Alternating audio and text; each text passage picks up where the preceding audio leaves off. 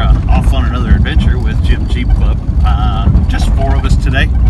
A little bit different. We are doing an overnight, kind of a little miniature overlanding trip.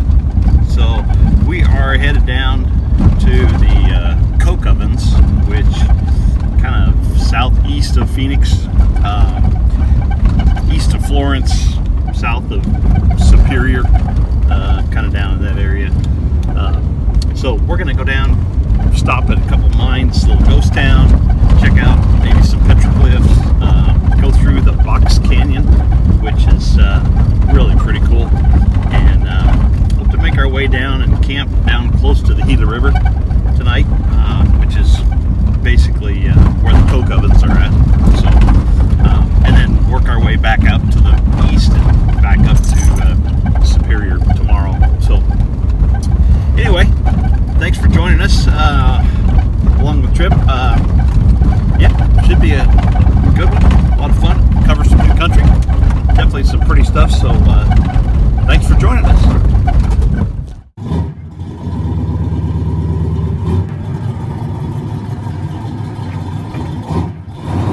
Well, we assembled the group in Apache Junction, headed east out towards Superior, and about 3.5 miles east of the Florence Junction we pulled off and aired down. And this is Mineral Springs Road, and this would take us south down to the area that we were going to be exploring, most of it is kind of off the southeast corner of the Tonto National Forest. So it's where we'd be spending the majority of our trip this time.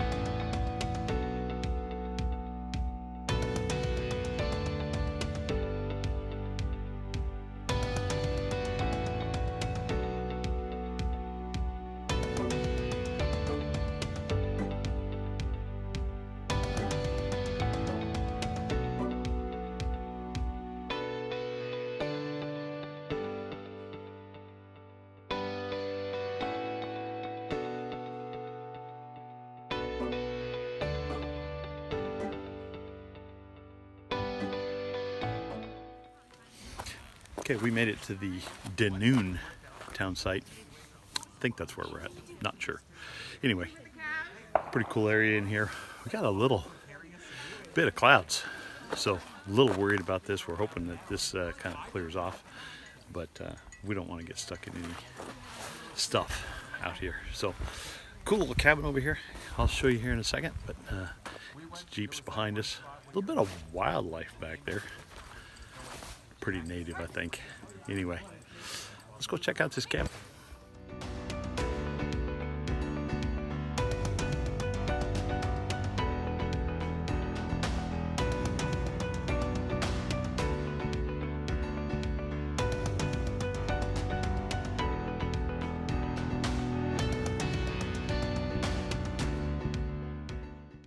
The ghost town of Reymert was established around a post office that was started operation on June 6th of 1890 and named after a fellow named James Danoon Reymert.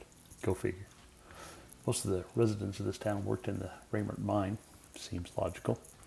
But that played out around the 1950s and everybody pretty much left. About the only thing left there today is the remnants of these ovens there. So originally a silver mine. Not sure how much production came out of this place, but pretty well established. A lot of old foundations and whatnot in the area as well.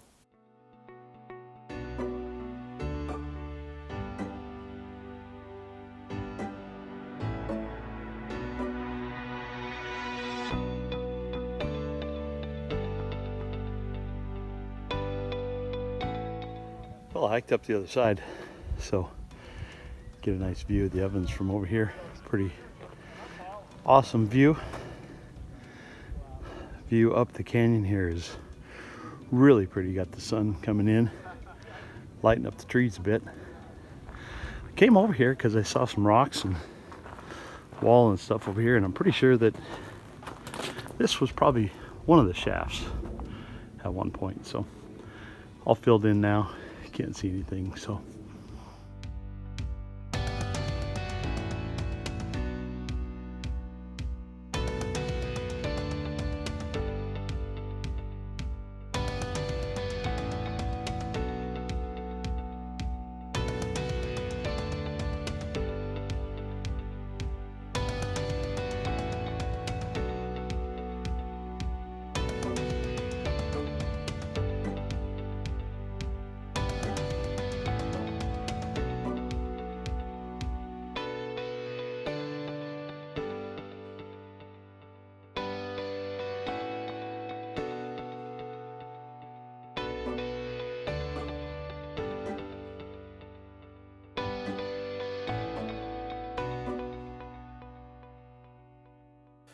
we headed on down the trail to our next destination, which was going to be the Cottonwood Canyon petroglyph site. Now this area is kind of cool. It's a little canyon, and down in the bottom of this thing along the walls and the rocks, there's a whole bunch of petroglyphs here that are believed to be left here by the Hohokam, who disappeared back in about 1450. So yeah, they're pretty old stuff.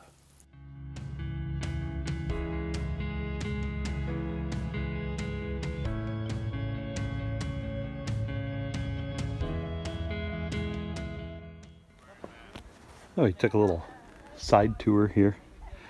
Looked on the map and saw that there were some petroglyphs, so we came over here, and right there, a whole bunch of old petroglyphs. So these rocks, just kind of along this cliff here, just full of them.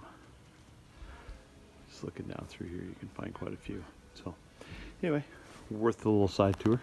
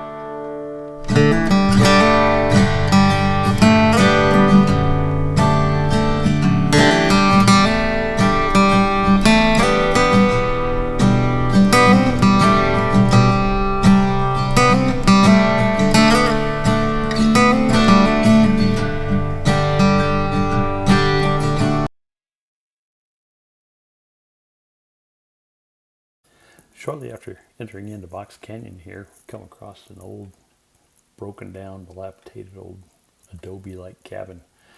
Been here for a long time, and it's slowly just going back to the earth. Cool thing about this old cabin, though, is it's got a fence around it that is made strictly from ocotillo branches. Well, both the branches and the house are quickly fading into the desert, but enjoy it while you can. It's a pretty neat old building.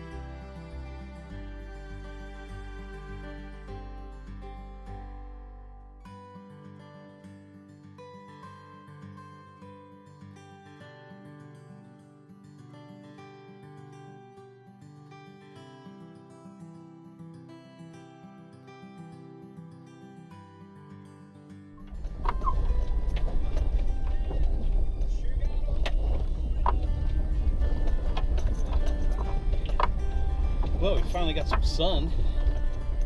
Haven't seen that for most of the day. We're coming up on an obstacle here called the Big Rock. So let's see how we can tackle this thing.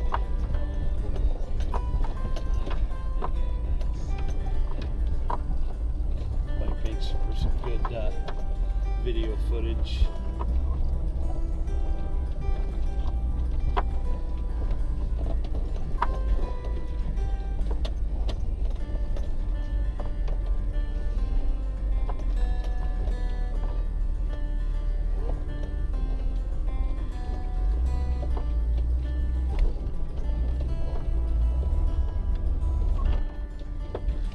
She's a little slippery.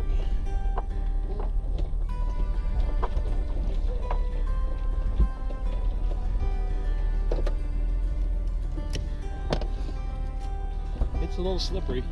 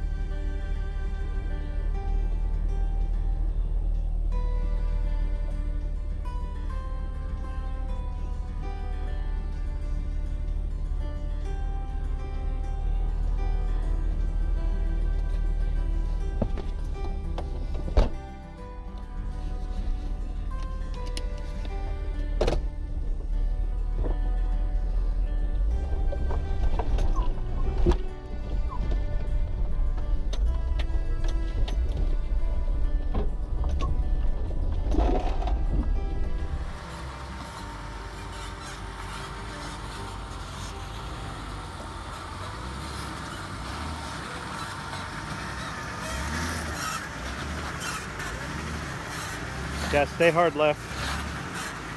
There you go.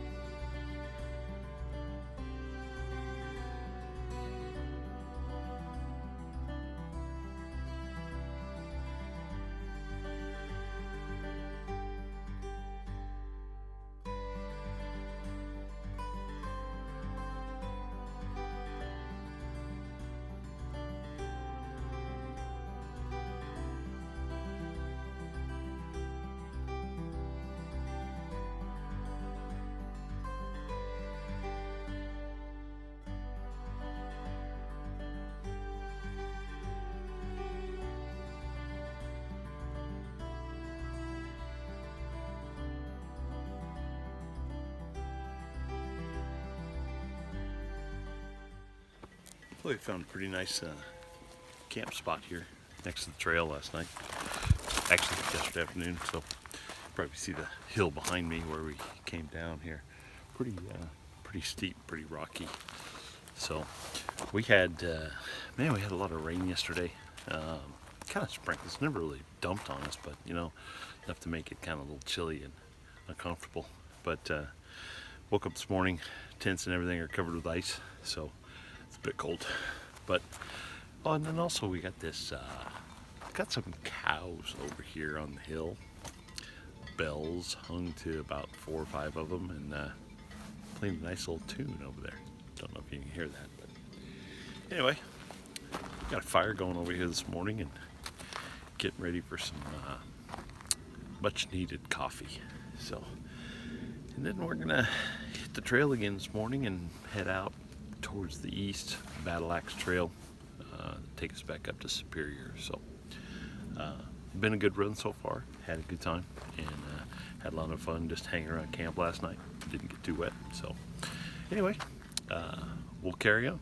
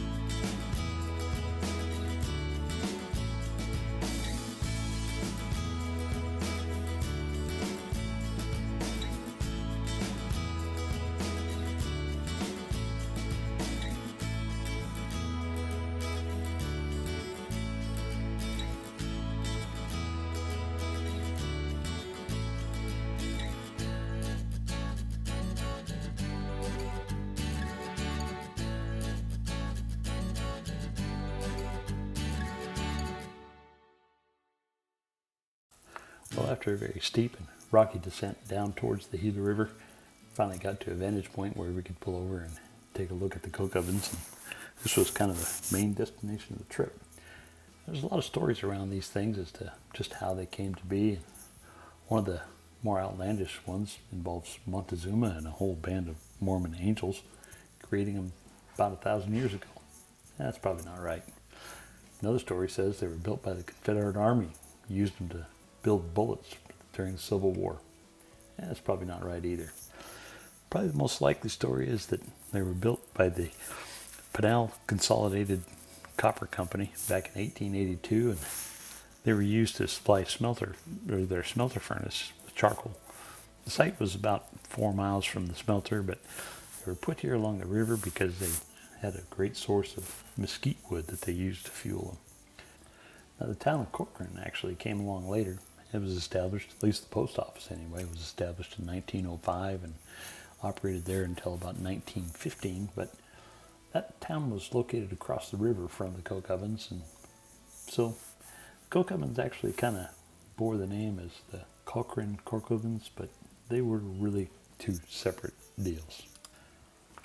Now, the coke ovens are located on private property, and so we did not go over to the ovens and explore them. Wanted to respect that. No trespassing.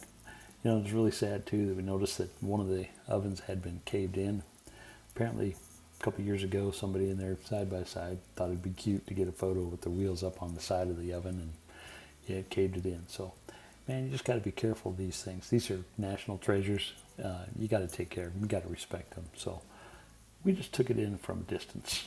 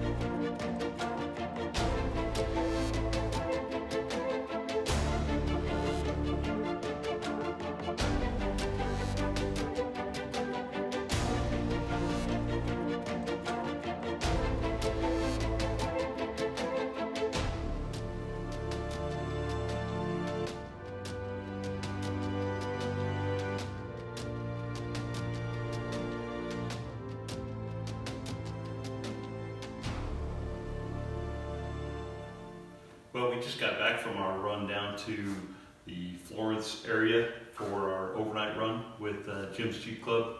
Had an awesome trip. We went through, covered the Reymert mine area and the Danoon town site, some ruins over there, really neat area. Then we went down, took in some pictographs on the way, little side tour there. Went down through Box Canyon, which is an incredible drive, really cool. Through narrow canyon, just high cliffs, really a lot of fun. Then we took the trail down to the Cochran Coke Ovens. Wicked trail, man. That trail, it's rated a 7 out of 10, I think. It's not all that hard necessarily, but it is just incessant. It just beats you for a long time. It's rough. Yeah, it wears on you. But it was a good trail. Found a campsite down there along that trail. Spent the night down there. Had a great time.